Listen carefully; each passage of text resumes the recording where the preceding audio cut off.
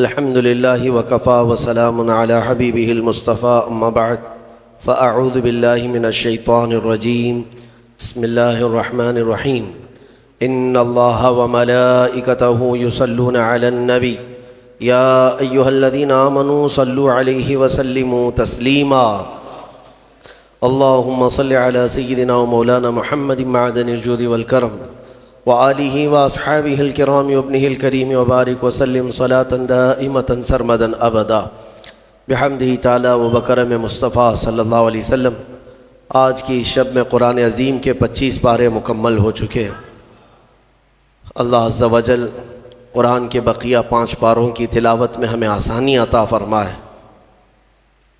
عزیزان گرامی، آج ہم نے کئی سورتوں کی تلاوت کی ہے، خصوصیت کے ساتھ سورہ شورا، سورہ دخان، سورہ زخرف، سورہ جاثیہ۔ شورا جو ہے آپ بہتر سمجھ سکتے ہیں شورا کسے کہتے ہیں۔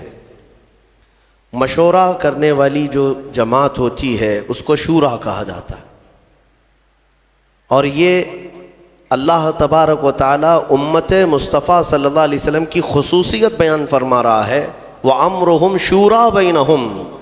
یہ رسول پاک کے غلاموں کی خصوصیت یہ ہے کہ وہ جو کام کرتے ہیں وہ مشورے سے کرتے ہیں، ان کا معاملہ شورا ہے۔ اور یہی نظام میرے مصطفیٰ کریم صلی اللہ تعالیٰ علیہ وسلم نے جو متعارف کروایا۔ پہلے تو بادشاہوں کا یہ نظام نہیں تھا، بادشاہ مشورے لینے کے محتاج نہیں ہوا کرتے تھے، اس کو کسر شان سمجھتے تھے۔ لیکن رسول کریم صلی اللہ تعالیٰ علیہ وسلم جو سید المعصومین ہیں اور سید الانبیاء، بلکہ اللہ تبارک و تعالیٰ نے ان کو ما کان و ما یکون کا علم عطا کیا، باوجود اس کے صحابہ اکرام کے درمیان ہر معاملے کو رکھتے تھے اور پھر پوچھتے تھے کہ تمہاری اس معاملے میں رائے کیا ہے۔ کئی معاملات ایسے ہیں، حتیٰ کہ بدر کے قیدیوں کے سلسلے میں حضور پاک صلی اللہ علیہ وسلم نے صحابہ سے مشورہ لیا، جنگ بدر سے پہلے مشورہ لیا، جنگ احد میں جانے کے لیے مشورہ لیا، جنگ خندق سے پہلے مشورہ لیا کہ کیسے جنگ لڑی جائے۔ حضرت سلمان فارسی کے مشورے پر خندق کھودی گئی، حدیبیہ کے موقع پر مشورہ لیا گیا۔ حضور اکرم صلی اللہ تعالیٰ علیہ وسلم نے اس کو ایک مضبوط نظام متعارف فرمایا دنیا میں کہ شورا جو ہے یہ اسلام کا خاصہ ہے، اور اللہ تبارک و تعالیٰ اس میں برکت نازل فرماتا ہے۔ ہو سکتا ہے میں 10 لوگوں میں آپ کے ساتھ بیٹھا ہوں، آپ کی نظر میں ہو سکتا ہے میں جانکار ہوں، اور سب لوگ یہ سمجھ کر کے خاموش بیٹھیں کہ ان کو تو سب معلوم ہوگا۔ ایسا نہیں ہے، بلکہ بسا اوقات ہمارے ذہن میں جو چیز نہیں ہوتی اللہ تعالیٰ کسی چھوٹے بچے کے ذہن میں وہ بات ڈالتا ہے، عام کسی بندے کے دل میں وہ بات پیدا کی جاتی ہے۔ اسی لیے مشورے میں برکت ہے۔ اس کے میں آداب بتاتا ہوں۔ مشورہ ایک پورا مکمل ایک ٹاپک ہے۔ رسول پاک صلی اللہ تعالیٰ علیہ وسلم نے بدر کے قیدیوں کی گرفتاری کے بعد صحابہ سے پوچھا ان کے بارے میں کیا کیا جائے۔ حضرت عمر فاروق رضی اللہ تعالیٰ عنہ نے عرض کیا کہ آقا ان کو کاٹ کر کے جلا دیا جائے، مارے ان کو، اس لیے کہ انہوں نے صحابہ کو بہت تکلیف دی ہے، صحابہ کو شہید کیا، پتھر مارے، مسلح کیا ہے، ٹکڑے کیا ہے، اب ان کو کیوں چھوڑا جائے۔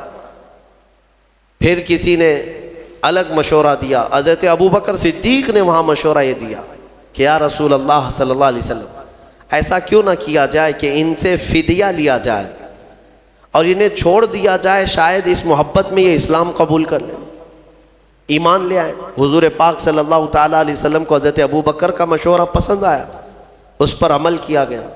70 قیدی جو تھے ان سے فدیہ لیا جاتا تھا اور چھوڑا جاتا تھا۔ جس کے پاس نہیں تھا فدیہ دینے کی رقم کچھ نہیں تھی، ان سے کہا جاتا تھا اگر کوئی فن جانتے ہو تو 10 صحابہ کو وہ فن سکھا دو اور آزاد ہو جاؤ۔ حضور پاک صلی اللہ تعالیٰ علیہ وسلم نے یہ جو نظام قائم کیا۔ بھلا کوئی بڑی سلطنت کا بادشاہ اپنے وزیروں سے، سپاہیوں سے کیوں مشورے لے؟ دنیا یہ سمجھتی ہے، آج جو نظام ہے آپ دیکھ رہے ہوں گے، پارلیمنٹ ہے، پارلیمان ہے، یا پھر جہاں بیٹھ کر کے قانون پاس کیے جاتے ہیں، یہ سب نظام بہت بعد میں آیا ہوا ہے. یہ اسلام کی عطا ہے، اسلام کا دین ہے. ورنہ ہوتا یہ تھا کہ بادشاہ رات میں سویا، خواب میں ہی اسے کچھ سمجھ میں آ گیا تو صبح قانون بنا دے گا. کل سے یہ قانون ہے، میں نے خواب یہ دیکھا ہے. اس کو کوئی چیلنج بھی نہیں کر سکتا. آج بھی سعودی میں یہی تو ہوتا ہے. ایک سال میں ان کے 70 قانون بدلتے ہیں، آتے ہیں جاتے ہیں. کوئی بل پاس کرنے کی ضرورت نہیں. رات کے 12 بجے بادشاہ اعلان کر دیا، سارے ویب سائٹ میں چلا گیا، کل صبح سے 6 بجے یہ قانون سارے ڈپارٹمنٹ میں پہنچ گئے. یہ قانون، یہ شورا نہیں ہے. ہاں، یہ جو نظام پھر پارلیمانی قائم کیا گیا، یہ شورا کے بیس پر ہی قائم کیا گیا ہے کہ سب کی رائے لی جائے اور پھر اس پر اتفاق کیا جائے. حضور پاک صلی اللہ تعالیٰ علیہ وسلم نے کئی مرتبہ ایسا ہوا کہ صحابہ سے مشورہ لیا. ایک بار مدینہ طیبہ جب تشریف لائے تو صحابہ کلمی کرتے تھے. کلمی کرنا جانتے ہیں؟ کھجوروں کے درختوں کو جوڑ دیا جاتا ہے، ایک نر اور ایک مادہ. کسان لوگ جانتے ہوں گے اس کو کیا کہتے ہیں، ہیبرڈ. شاید کسانوں کی زبان وہ جانتے ہیں کہ یعنی ایک میل اور ایک فیمیل درختوں میں بھی ہوتے ہیں. ان دونوں کو جوڑ دیا جاتا ہے تو بہت جلدی بڑھتے ہیں اور پھل اچھے دیتے ہیں. یہ جو کلمی کرنا اس کو کہتے ہیں. کھجوروں کے درختوں کو صحابہ کلمی کرتے تھے. میرے آقا صلی اللہ علیہ وسلم جب آئے، صحابہ نے حضور نے پوچھا یہ کیا کر رہے ہو؟ کہا ہم ان کا جوڑا لگاتے ہیں، جوڑا لگاتے ہیں، اور یہ دونوں جوڑ بہت جلدی بڑھتے ہیں، میل اور فیمیل. حضور پاک صلی اللہ علیہ وسلم نے فرمایا اس کی کیا ضرورت ہے؟ چھوڑ دیا صحابہ نے چھوڑ دیا. اس کے بعد پھر صحابہ کہتے ہیں وہ درخت بڑھے ہی نہیں، اور جن کو نہیں لگایا گیا تھا وہ پھل صحیح سے دیے نہیں. تو صحابہ آئے، عرض کرنے لگے یا رسول اللہ صلی اللہ علیہ وسلم ہم نے چھوڑ دیا تھا. میرے آقا نے فرمایا وہ تو ایک مشورہ تھا، حکم نہیں تھا کہ اس پر کرنا ضروری ہے. باقی اگر تم اس معاملے کو بہتر جانتے ہو تو پھر کیا کرو. نبی اکرم صلی اللہ تعالیٰ علیہ وسلم نے مشورے کے سلسلے میں یہ جو آداب بتائے ہیں. مشورہ جو ہے وہ حکم نہیں ہوتا، یعنی کسی کے اوپر زبردستی نافذ کرنا، امپلیمنٹ کرنا نہیں، اس کو مشورہ نہیں کہتے. حضرت ابو بکر صدیق رضی اللہ تعالیٰ عنہ کا ایک قول ہے، توجہ چاہتا ہوں. جب کوئی تمہارا بھائی تمہارے پاس مشورہ لینے آئے تو امانت داری کے ساتھ اللہ کو گواہ بنا کر اس کے لیے خیر کا مشورہ دو، خیر کا مشورہ دو، گمراہ مت کرنا. حضرت ابو بکر صدیق فرماتے ہیں کہ مشورہ دیا، پھر آنے والے نے مشورہ قبول کیا تو ٹھیک ہے، نہیں تو دو باتیں ہیں. اگر مشورہ صحیح نہیں دیا تھا تو اس آدمی میں خیر نہیں، اور اس نے مشورہ دے دیا تھا لیا نہیں تو اس آدمی میں خیر نہیں. دو میں سے کسی ایک میں خیر نہیں. اچھا مشورہ لینے سے کترایا، پیچھے ہٹ گیا تو گویا کہ اس آدمی میں خیر نہیں ہے. اب یہاں پر یہ بحث گنجھلک نہ ہو جائے، میں تھوڑی سی وضاحت کر دیتا ہوں. اس کی کیٹیگری ہے، مشورہ جو ہے کس سے کرنا چاہیے کس سے نہیں کرنا چاہیے، اس کے بھی آداب ہیں. ہاں، آپ میڈیکل سائنس کے اسٹوڈنٹ ہیں، آپ ڈاکٹریٹ کر رہے ہیں، بایولوجی پڑھ رہے ہیں، اور کسانوں سے مشورہ کر رہے ہیں کہ اس میں آپریشن میں کیسے کروں، سکسیس کیسا ہوگا، پیٹ کا آپریشن، سر کا آپریشن. تو یہ کیسی بات ہے؟ یہ لا یعنی بات ہے. پھر کسان مشورہ دے گا بڑا پھاوڑا لے لو، چھوٹی کدالی لے لو، پیٹ پھاڑو. اس کے فن کے مطابق جو چیز ہوگی اس سے مشورہ کیا جائے گا، اور تمہارے علم سے ریلیٹڈ جو لوگ ہوں گے ان سے مشورہ کیا جائے گا.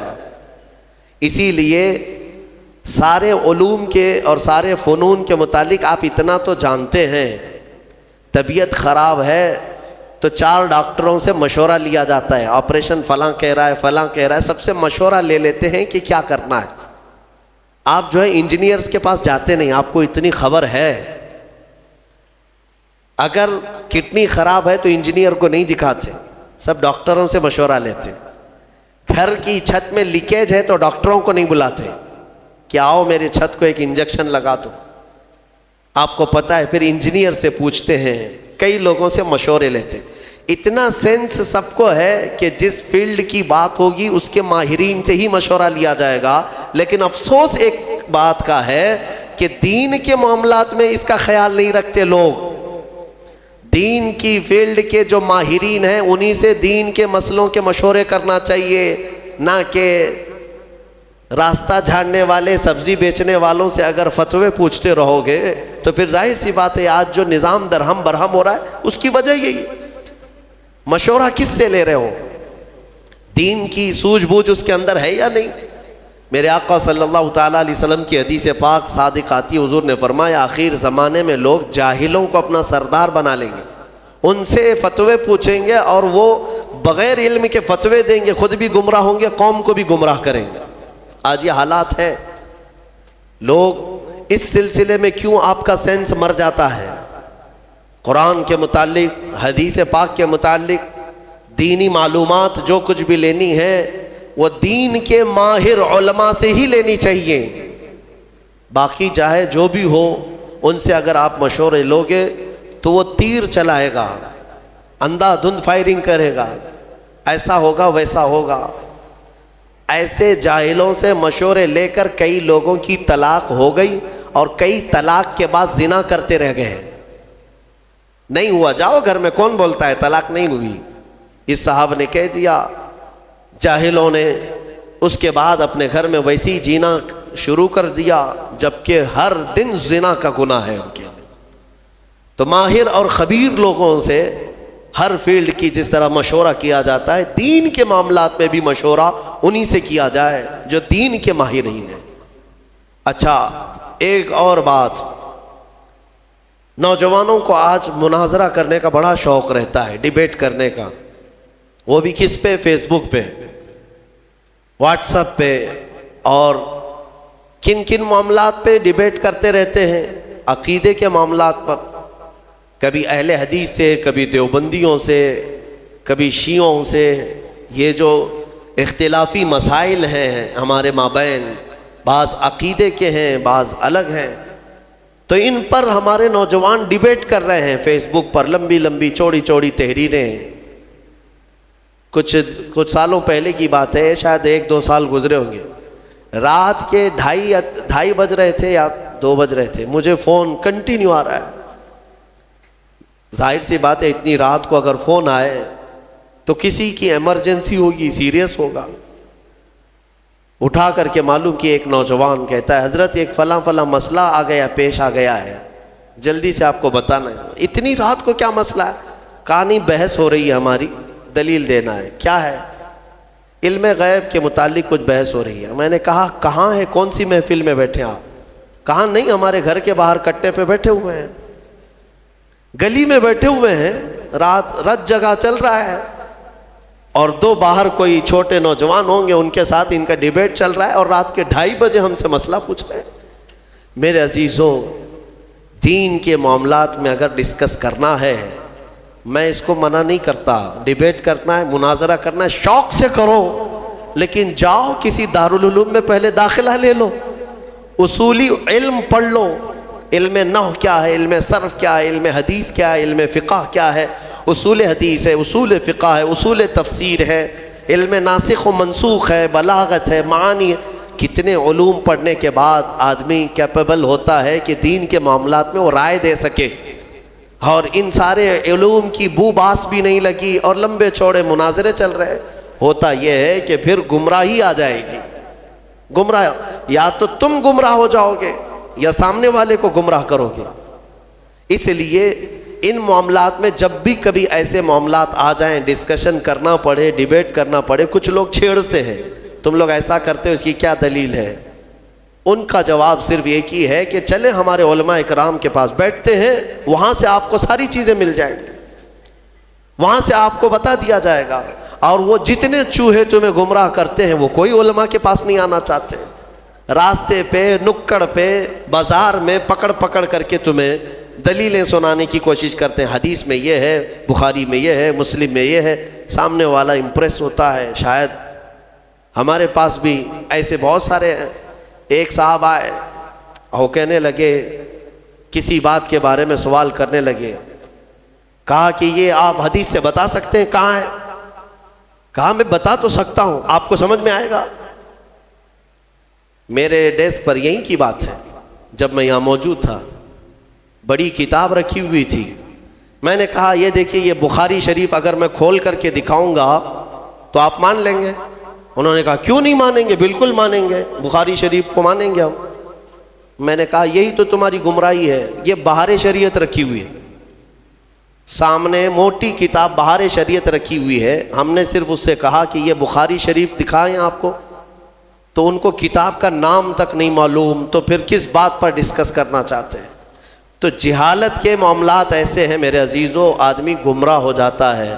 اسی لیے میں جو بات کہہ رہا ہوں وہ یہ ہے کہ جب ایسے معاملات آئیں تو دین کے ماہرین کے پاس جاؤ، جو علم والے ہیں۔ قرآن بھی کہتا ہے فَاسْأَلُوا أَهْلَ الذِّكْرِ إِن كُنتُمْ لَا تَعْلَمُونَ، اہل ذکر یعنی علم والوں سے سوال کرو اگر تمہیں کسی بات کا علم نہیں ہے۔ اللہ تعالیٰ نے فرمایا جاؤ ان سے پوچھو، سوال کرو۔ تو یہ مشورہ، اور کچھ لوگوں کے متعلق فرمایا گیا مشورے نہ لیں، وہ لوگ جو فاسق و فاجر ہیں، اللہ کا خوف نہیں رکھتے دل میں، ان سے مشورہ لینے کی ضرورت بھی نہیں، ان سے مشورہ لینے کی ضرورت بھی نہیں ہے۔ جن کو آخرت کا خوف نہیں، اللہ کا خوف نہیں، وہ تمہارے حق میں بہتر مشورہ کیا دے سکتا ہے؟ مشورے کے لیے سب سے بہتر وہ شخص ہے جو اللہ کا خوف رکھتا ہے اور آخرت سے ڈرتا ہے، وہ مشورے کا سب سے موزوں آدمی ہوا کرتا ہے۔ اور اس کے علاوہ بعض مقامات پر یہ بھی کہا گیا ہے کہ بہت چھوٹے نابالغ اور عقل نہ رکھنے والوں سے مشورے نہ لیے جائیں، اور بعضوں نے کہا کہ عورتوں سے بھی یہ نہیں ہے کہ لینا ہی نہیں چاہیے، بات کر سکتے ہیں، ڈسکس کر سکتے ہیں، مشورے لے سکتے ہیں، لیکن ضروری نہیں کہ ہر مشورے پر عمل کیا جائے، ضروری نہیں ہے ہر مشورے پر عمل کیا جائے۔ میں نے شاید اس سے قبل بتایا تھا، حضور پاک صلی اللہ تعالیٰ علیہ وسلم نے اپنی ازواج مطہرات میں حضرت ام سلمہ رضی اللہ تعالیٰ عنہ کی اس بات پر تعریف فرمائی تھی کہ عورتوں میں سب سے بہترین مشورہ دینے والی خاتون۔ صلح حدیبیہ کے موقع پر حضرت ام سلمہ رضی اللہ تعالیٰ عنہ نے حضور کو مشورتاً عرض کیا تھا۔ حضور صحابہ سے کہہ رہے تھے بال منڈا لو، احرام اتار لو، کوئی نہ بال منڈا رہے تھے نہ احرام اتار رہے تھے۔ 3 بار حضور نے فرمایا تو حضور کو غم ہوا، اندر آئے تو غمگین تھے۔ ام سلمہ نے یہ عرض کیا یا رسول اللہ آپ انہیں بولے نہیں، ان کے سامنے جا کر آپ خود اپنے بال حلق کر لیں، اپنا احرام اتار لیں، وہ تو اس انتظار میں ہے کہ شاید وہی آئے گی اور دوسرا پیغام آئے گا۔ حضور پاک صلی اللہ علیہ وسلم نے حضرت ام سلمہ کے مشورے پر صحابہ کے سامنے آئے اور اپنے بال حلق کر لیے، سارے صحابہ اپنے بالوں کو حلق کر لیے، سبوں نے احرام اتار لیا، کیونکہ یقین ہو گیا اب حکم بدلنے والا نہیں۔ تو یہ مشورے کے آداب آپ سیکھیں، اور پھر نظام جو ہے مشورے سے ہی چلتا ہے۔ حضور پاک صلی اللہ تعالیٰ علیہ وسلم جب بڑے بڑے معاملات بھی ہوتے تو صحابہ کو جمع کرتے، مشورہ کرتے۔ مشورے کی ایک دوسری خصوصیت یہ بھی ہے کہ کام ہونے سے قبل اگر کوئی اہم کام ہے تو فرمایا گیا کہ ایسوں سے مشورہ کرو جو تمہارے راز کا امانت دار ہو، رازوں کا امین ہو، اس سے مشورہ کرو۔ یعنی آج تم مشورہ کرنے کے لیے گئے، مشورہ تو دے دیا اور اس نے پھر جا کر کے طبلہ بجانا شروع کر دیا، میرے پاس آیا تھا فلاں ایسا کیا ہے ویسا کیا ہے۔ اس چیز کو بھی غلط ٹھہرایا گیا ہے۔ مشورہ راز کے امانت داروں سے بھی کیا جائے، کیونکہ بہت سارے معاملات ایسے ہوتے ہیں جن میں مشورہ کرنے کے بعد راز کو رکھنا بہت ضروری ہوتا ہے۔ حضور پاک صلی اللہ علیہ وسلم نے اس کی اہمیت کے لیے جانتے، میں نے کل یا پرسوں بنو نذیر کے بارے میں بتایا تھا، یہودیوں نے جو دھوکہ دیا تھا مدینے والے، پھر ان کے ساتھ کیا ہوا تھا پتہ ہے؟ حضور پاک صلی اللہ علیہ وسلم مدینے میں آئے، مسجد نبوی میں رات کو مشورہ لیا صحابہ سے کہ کیا کریں اب ان کے ساتھ۔ الگ الگ مشورے ہوئے کہ انہوں نے ہتھیار ہمارے خلاف اٹھائے تو ہم بھی ان کے خلاف ہتھیار اٹھائیں گے، کیونکہ دھوکے کی بہت بڑی سزا ہے. یعنی جیسے یوں سمجھ لیں کہ دیش ویرودھی ہے، وہ اینٹی نیشنل جس کو کہیں، مدینے کی خرابی کے بارے میں جو لوگ سوچے تھے ان کی سزا تھی. صحابہ کے مشوروں سے اتفاق یہ طے پایا کہ ان یہودیوں کے جو بوڑھے ہیں ان کو جلا وطن کر دیں، شہر بدر کر دیں، اور جو جوان ہیں انہیں مار دیا جائے گا. تو یہ طے پایا اور حضور نے فرمایا اس کو راز میں رکھا جائے. سارے جو صحابہ تھے سبوں نے آمنا صدقنا کہا اور چلے گئے. یہودیوں کو پتا تھا ہمارے بارے میں کچھ آج میٹنگ ہو رہی ہے مسجد نبوی میں. دوسرے دن وہ جاسوسی کرنے لگے، کہیں سے کچھ بات پتہ چل جائے کہ کیا میٹنگ ہوئی، کیا ہمارے ساتھ ہونے والا. ایک صحابی تھے حضرت ابو لبابہ، ان کی پرانی دوستی تھی کیونکہ شہر میں رہتے تھے، یہودی بھی دوست تھے. گزر رہے تھے تو دوستوں نے پکڑ لیا، کہا کہ ابو لبابہ کل تم بھی تھے وہاں پر، ہمارے بارے میں کیا مشورہ ہوا ہے؟ کہا نہیں میں نہیں بول سکتا. صحابی تھے اور امانت دار بھی تھے، وفادار بھی تھے. انہوں نے کہا نہیں میں نہیں بول سکتا. تو انہوں نے بہت اپنی پرانی یاد دلائی اور منتیں سماجتیں کرنے لگے. بچپن کا تو ساتھی ہے، ہمارا یار ہے، بتا تو صحیح.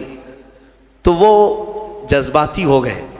پرانی یادیں، دوستی، یاری سب یاد دلانے کے بعد تھوڑے سے جذباتی ہو گئے اور انہوں نے صرف کہا نہیں بلکہ یوں اشارہ کیا گردن کی طرف، یوں کر دیا اور چلے گئے. میں نہیں بولوں گا، کچھ نہیں بولوں. وہ سمجھ گئے کہ قتل کا منصوبہ مشورہ ہوا ہے. شام ہونے سے پہلے سارے یہودی مدینے سے بھاگ گئے، سب چھوڑ کر نکل پڑے. حضور پاک صلی اللہ علیہ وسلم کو خبر ہوئی تو حضور نے صحابہ کو بلایا اور کہا کس نے اللہ کے رسول کے راز کو افشا کیا؟ کون ہے جس نے ہمارے کل کی رات ہونے والے مشورے کے راز کو افشا کیا؟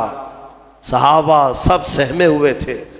حضرت ابو لبابہ کہتے ہیں اس کے سامنے کیا چھپائیں جو دلوں کے حالات کو بھی جانتا ہے.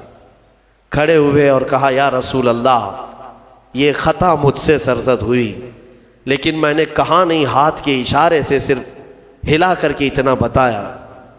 تو حضور پاک صلی اللہ تعالیٰ علیہ وسلم اتنے ناراض ہوئے، اتنے غضبناک کہ صحابہ کے درمیان میرے آقا نے اعلان کر دیا آج کے بعد سے نہ ابو لبابہ کو کوئی سلام کرے گا نہ مصافحہ کرے گا، کوئی بات چیت بھی نہیں کرے گا، مکمل بائیکاٹ. آپ سمجھتے ہیں کون سی بڑی غلطی ہے؟ اندازہ کرو میرے عزیزوں، یہ جب کسی چیز کے حفاظت کا حکم دے دیا جائے اور اس کا افشا کیا جائے، وہ رحمت للعالمین اگر کسی کے متعلق اتنی سخت سزا دے دیں، معاملے کی حساسیت سمجھ سکتے ہو آپ، کتنی نزاکت ہے اس کے اندر. اور حضرت ابو لبابہ کہتے ہیں سارے صحابہ حضور کی ایک بات پر سر جھکا لیتے. اب سب سامنے سے گزرتے تھے، کوئی بات نہیں کرتا تھا، نہ حضور پاک ان سے مصافحہ کرتے، نہ سلام کلام، کچھ نہیں. اب ظاہر سی بات ہے ان کے لیے یہ موت سے بڑی سزا تھی. مدینے میں رہتے ہوئے بہت سخت حالات تھے، یہاں تک کہ ان کی سگی بیوی وہ بھی بات نہیں کرتی تھی، کھانا وقت پر لا کر دے دیتی تھی لیکن بات نہیں کرتی تھی. رسول پاک نے منع فرمایا ہے. صحابہ اکرام تھے، صحابہ حضور پاک صلی اللہ علیہ وسلم کے اس اعلان کے بعد ابو لبابہ نے اپنے آپ کو مسجد نبوی کے کھمبے سے باندھ لیا تھا رسی سے، اور اپنی بیوی سے کہا تھا مجھے اس وقت تک باندھے رکھو جب تک میری توبہ قبول نہ ہو جائے. اللہ تعالیٰ جب تک مجھے معاف نہیں کرے گا تب تک مجھے کھولنا نہیں. ان کو باندھا گیا، نمازوں کے وقت کھولا جاتا تھا، کھانا دیا جاتا تھا، حاجتیں کرتے پھر بندھ جاتے تھے. 40 دن گزر گئے ان کے، یا 1 مہینے کے قریب. اتنا لمبا عرصہ وہ رسی سے بندھے رہے. پھر رب ذوالجلال نے وہی فرمائی اپنے حبیب پاک صلی اللہ علیہ وسلم. اللہ تبارک و تعالی حضور کے غلاموں پر بھی رحیم ہے، رحم فرمایا اور حکم ہوا کہ ابو لبابہ کی توبہ قبول ہے۔ جیسے ہی یہ بات آئی، حضور پاک فجر کی نماز پڑھائے، واپس آئے، اپنے ہاتھوں سے ابو لبابہ کو کھولا اور اس کے بعد انہیں مصافحہ بھی کیا، اپنی جماعت میں لیا۔ یہ بتانا مقصود ہے، پوری امت کو یہ درس ہے کہ ان معاملات کو ہلکے میں نہ لیا جائے، یہ حساسیت ہے۔ یہاں لوگ تو خبری بنے ہوئے ہیں، مسلمانوں کی جاسوسی کرنے پر بیٹھے ہوئے ہیں۔ اللہ کی پناہ، تمہیں اندازہ بھی نہیں ہے کہ آخرت میں کتنے بڑے عذاب کے شکار ہوں گے۔ تم کیا سمجھتے ہو 500 کی نوٹ کوئی پکڑا دیں گے تمہیں جاسوسی کرنے پر، تمہارا گھر چل جائے گا؟ کب تک؟ اس ذلت والی زندگی سے نکلو۔ بعض لوگ پیسے کے لیے کرتے ہیں اور بعض لوگ یہ سمجھتے ہیں کہ پولیس سے ہمارے تعلقات اچھے ہو جائیں گے، کچھ لوگوں کی خبریں دیں گے تو ہم ان کے محبوب ہو جائیں گے۔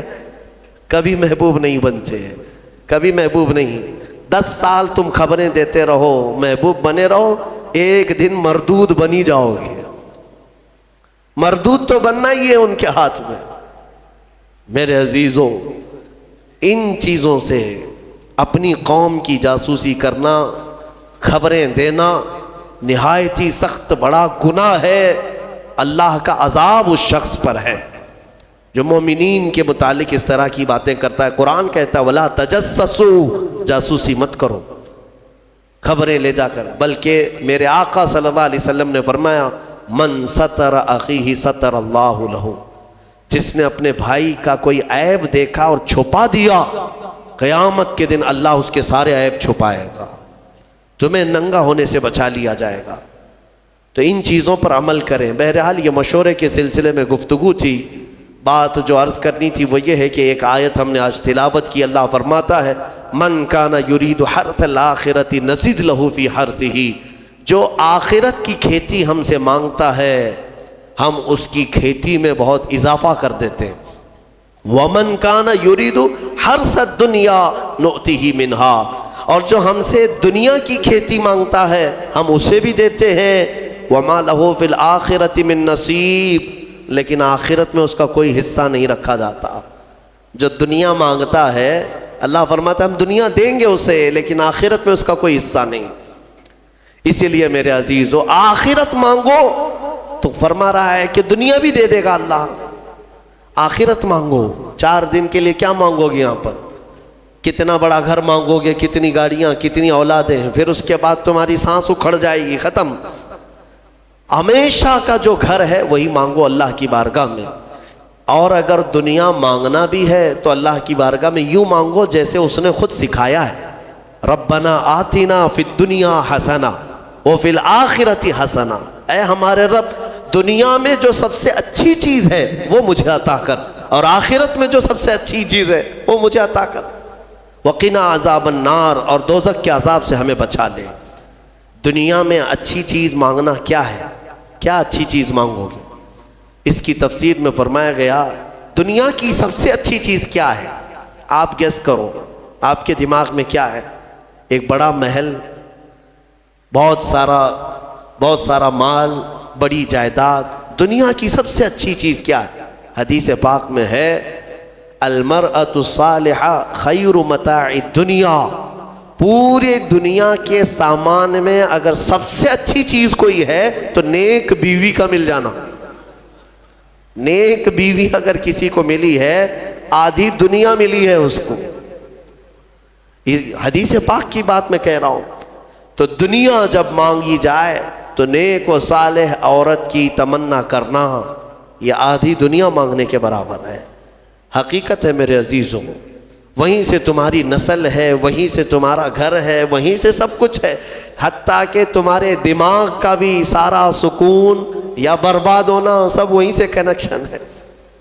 دیکھ لو ایک بات، بہت سارے لوگ جو شادی شدہ ہیں اس کو آزماتے ہوں گے یا محسوس کرتے ہوں گے، زندگی پھر جڑ جاتی ہے، کوئی کام میں وہ تنہا نہیں ہے، ہر چیز میں ساتھ ہے، اور اگر ساتھ والی جلاد ہے تو پھر اس کی یہ آدھی جہنم یہی ہے، اس کی آدھی جہنم یہی ہو جاتی ہے اگر جلاد مل گئی، کیونکہ اس کے دماغ پر اثر ہے، اس کے بزنس پر اثر ہے، دوستوں پر اثر ہے، رات کو سویا نہیں، دن بھر بک بک کرتا رہے گا، اور پھر اس کے بعد سگریٹ کی عادت، بیڑی کی عادت، پھر نشے کی عادت، پھر اس کے بعد نہ جانے کون کون سے راستے اختیار کرتا ہے۔